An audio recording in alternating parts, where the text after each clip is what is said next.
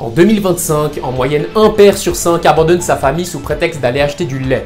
Un chiffre qui a drastiquement augmenté au fil des 50 dernières années. Sous prétexte d'aller acheter du lait? Ah, ils sont complètement débiles ces hommes. Mais pourquoi du lait? Aujourd'hui, ce phénomène est bel et bien un danger pour les nouvelles générations car cette pratique est en fait devenue une tendance sur les réseaux, inspirant les jeunes à faire de même comme on peut l'observer sur cette vidéo. Jérémy vient de dire ses premiers mots. C'est qui le grand garçon? Ah, il a plus de lait, je vais aller en racheter. Tu vas où comme ça, toi? T'as cru t'allais te barrer sans moi? Prends-moi avec, on se tire au Bahamas avec des putes! Oh mon dieu! Mais c'est affreux! Mais qui a eu l'idée de faire ça? Cette mauvaise trend a commencé il y a 50 ans avec cet homme, un certain Horace, mais il reste inconnu. Horace? Papa? C'est ton père? Mais je croyais que papy était mort. Eh ben, depuis qu'il nous a abandonnés, il est mort à mes yeux, ce schnock. Mais tu m'as toujours dit qu'il était mort dans un accident de voiture. Gérard, la vérité n'est pas toujours la plus facile à entendre, et je voulais pas que tu vives dans l'espoir qu'il revienne un jour. T'as un grand cœur, Pétunia. Ferme ton clapet, toi! Et maintenant, place au tirage au sort. Sortez vos tickets car on a un grand gagnant pour le jackpot des 10 millions d'euros. Les numéros gagnants sont, attention, roulement de tambour, 1, 6, 14, 28, 32 et 47. On a gagné! On a gagné! On va pouvoir partir en vacances! Je vais pouvoir m'acheter des nouveaux bikinis! Papa? Je suis fier de toi, mon fils. Ah non, c'est hors de question! Oh, laissez-moi vous expliquer.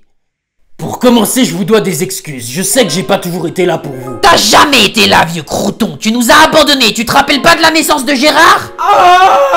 Allez, poussez! Poussez! Je suis là pour toi, Pétunia! Félicitations, c'est une fille. Ah non, je me suis trompé, c'est un garçon en fait. Ah. Ouf, c'est difficile à dire avec un aussi petit zizi. Tu trouves ça drôle? Non, c'est juste que je peux affirmer que l'histoire est vraie.